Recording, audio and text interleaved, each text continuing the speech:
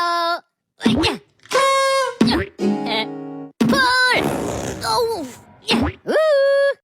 Ya.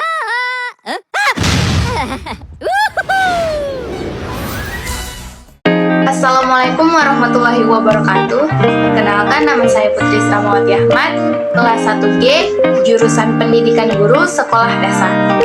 Tujuan saya membuat video ini adalah untuk memenuhi tugas mata kuliah saya dari dosen pengampu Bapak Dr. Rustam I. Husain MPD. Manajemen kelas tidak baik. Penyebab manajemen kelas yang tidak baik. Penyebab terjadinya manajemen kelas yang tidak baik. Yang pertama, kurangnya keterampilan manajemen kelas guru. Salah satu penyebab utama terjadinya manajemen kelas yang tidak baik adalah kurangnya keterampilan manajemen kelas yang dimiliki oleh guru. Yang kedua, tidak adanya aturan dan ekspektasi yang jelas ketika aturan dan ekspektasi dalam kelas tidak ditetapkan secara jelas. Peserta didik cenderung bingung tentang apa yang diharapkan dari mereka. Yang ketiga, tidak adanya hubungan yang baik antara guru dan peserta didik. Hubungan yang baik antara guru dan peserta didik merupakan faktor penting dalam manajemen kelas yang efektif. Yang keempat, ketidakseimbangan antara kebutuhan individual dan kebutuhan kelompok manajemen kelas yang tidak baik dapat terjadi ketika guru tidak mampu menangani kebutuhan individual setiap peserta didik atau tidak mampu menciptakan kerjasama dan interaksi yang baik dalam kelompok. 5. Faktor-faktor lingkungan. Lingkungan di sekitar kelas termasuk faktor-faktor seperti kebisingan, gangguan, atau kurangnya fasilitas yang memadai dapat mempengaruhi manajemen kelas. Yang keenam, ketidaksesuaian kurikulum dan metode pengajaran. Jika kurikulum dan metode pengajaran tidak sesuai dengan kebutuhan dan minat peserta didik, mereka mungkin kehilangan minat dalam pembelajaran dan mengalami kebosanan. Dampak manajemen kelas yang tidak baik. Dampak dari manajemen kelas yang tidak baik terhadap proses pembelajaran dan peserta didik dapat sangat signifikan. Berikut adalah beberapa dampak yang mungkin terjadi. Yang pertama, gangguan pembelajaran manajemen kelas yang tidak baik mengganggu proses pembelajaran secara keseluruhan.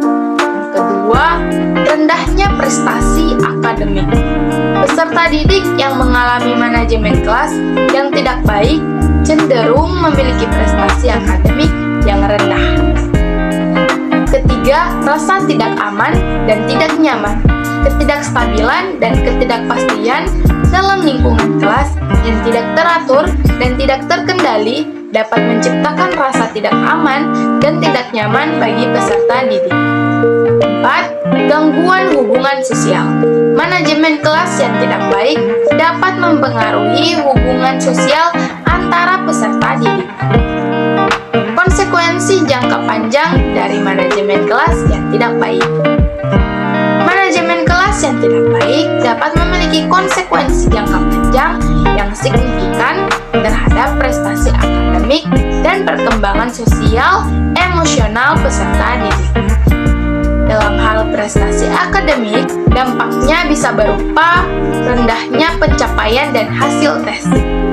Ketika kelas tidak teratur, tidak ada aturan yang jelas, atau gangguan yang berulang terjadi, peserta didik dapat kehilangan fokus dan kesempatan untuk benar-benar memahami materi pelajaran.